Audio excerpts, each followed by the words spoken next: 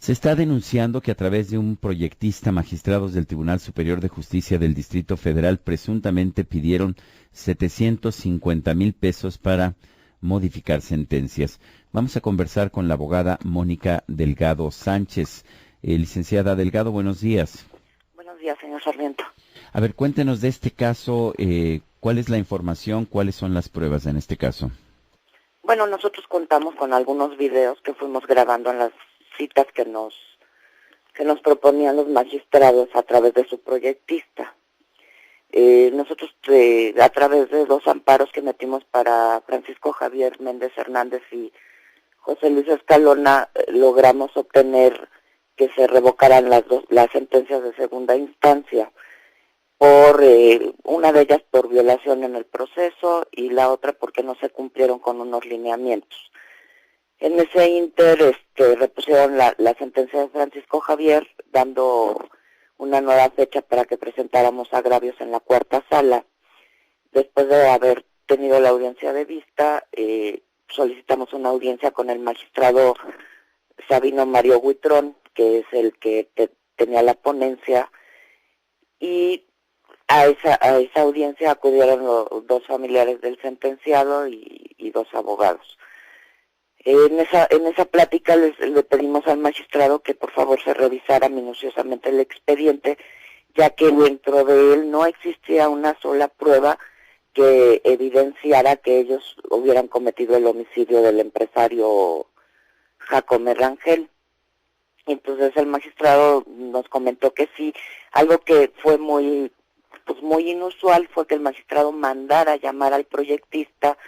Normalmente los abogados nunca tenemos relación con los proyectistas, esos siempre están ocultos para evitar que se manipulen las sentencias, pero ese día el magistrado Huitrón mandó llamar al proyectista Paulino diciéndole que prestara atención, que checara lo que nosotros le estábamos diciendo. Posteriormente, al salir todos, yo fui la última que me quedé, el magistrado me dijo que confiara en él y me pidió que esperáramos 10 minutos en la cafetería del tribunal.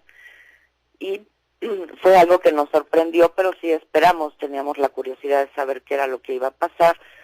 Y cuando estábamos nosotros en la cafetería, bajó el proyectista Paulino y nos comentó si teníamos nosotros conocimiento que se había otorgado una libertad por insuficiencia probatoria del que realmente había sido el homicida intelectual de los hechos. Nosotros le comentamos que sí teníamos algún conocimiento, entonces nos comentó que esa libertad se había otorgado por 750,000 pesos y que podrían correr la misma suerte mis defendidos, que en este caso era José Luis Escalona y Francisco Javier. Yo le comenté que, bueno, ¿por qué se tendría que pagar una libertad si al final de cuentas ellos eran inocentes? Porque no había prueba que los inculpara. Él me comentó que esto era un mandato o una instrucción del magistrado y que pues lo pensáramos. Entonces lo que le comentamos es que sí, que lo vamos a pensar, que lo vamos a platicar con los familiares y que nos pondríamos en contacto o estaríamos en contacto permanente.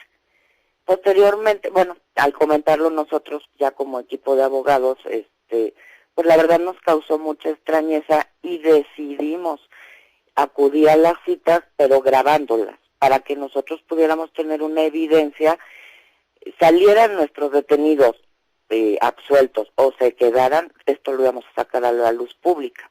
Entonces se empezaron una serie de negociaciones en el sentido de que por la libertad de Francisco Javier querían 750,000 pesos, no así por la de Escalona, porque Escalona tenía otra situación jurídica, él tenía un amparo y el quinto colegiado había ordenado que la sala cumpliera con lineamientos específicos porque él había acreditado el día que sucedieron los hechos estar en otro lugar y pues él no estaba en el lugar cuando sucedieron los hechos.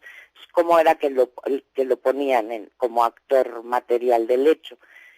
Entonces, por Escalona ya habían hecho ellos una sentencia, porque el colegiado así lo había ordenado, habían hecho una sentencia y esa fue la sentencia que a nosotros nos mostraron a través del proyectista, que tenía ya 2 firmas de 2 magistrados, de Huitrón y de la presidenta por Ministerio de Ley, donde daban la absolución. Entonces, ese era el soporte para que nosotros viéramos que en efecto se podía dar la libertad de Francisco Javier. Mónica, nos está comentando que tienen ustedes 8 videos en los que se denuncia esta situación. ¿Fueron 8 encuentros o cómo es que se sacó toda esta evidencia? Sí, fueron 8 encuentros. ¿Y en todos estos encuentros era lo mismo? ¿Se les pedía dinero o qué era lo que iba ocurriendo?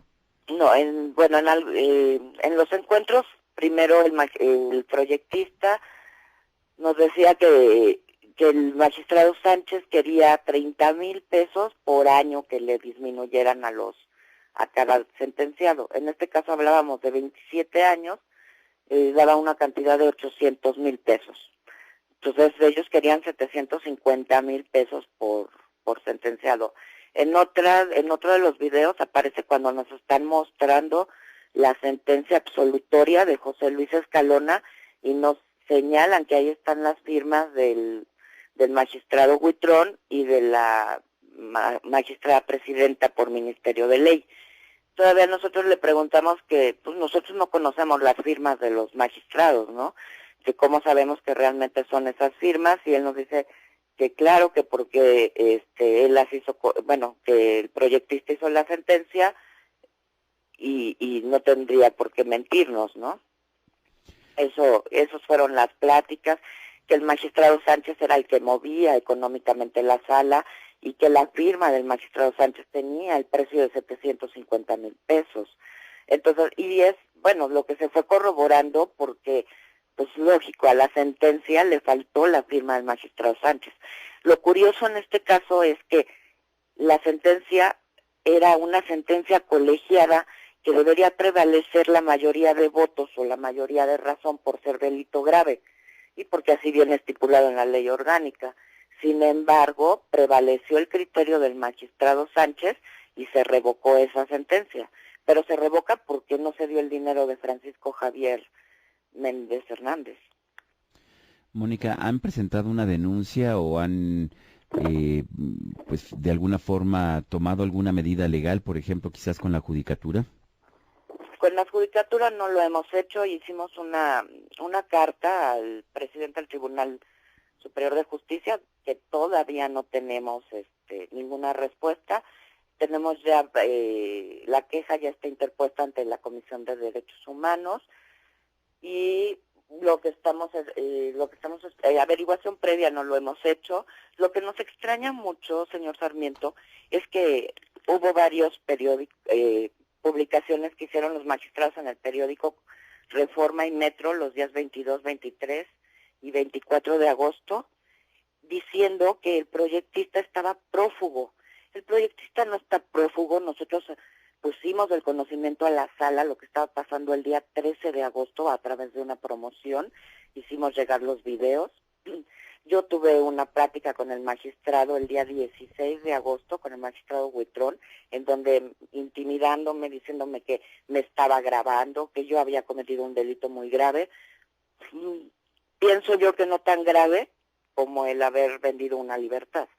Entonces, yo estaba presente sin que el magistrado se diera cuenta cuando estaban dictando la renuncia de Paulino, y a un lado estaba Paulino, y diciéndole el magistrado Huitrón, no te preocupes, le dio una palmada en la espalda, esto es así, Paulino.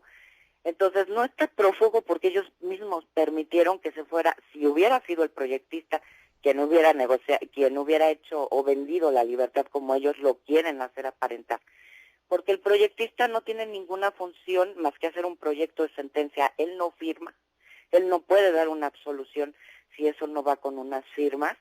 Entonces, ellos quieren involucrar al proyectista diciendo que actuó de mutuo propio, cuando no fue así. Oye, pero ¿hay evidencia entonces de que los magistrados sí aceptaron o sí se manejan de esta forma, recibiendo dinero?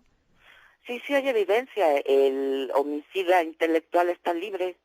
Uh-huh. El que realmente es el homicida intelectual de estos hechos está libre por insuficiencia probatoria. Lo que es extraño es que Francisco Javier trabajaba con esta persona como su chofer, y los magistrados, al darle la absolución a esta persona, ponen que la empresa donde se trabaja es lícita y por eso se otorga la libertad. Entonces, ¿por qué no le dieron la libertad al chofer?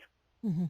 Entonces, aquí lo que se revela es que aunque sea alguien culpable, todo se arregla con dinero y que hay cuotas, 30,000 pesos por año que disminuye la sentencia y 750,000 pesos en total. Así es.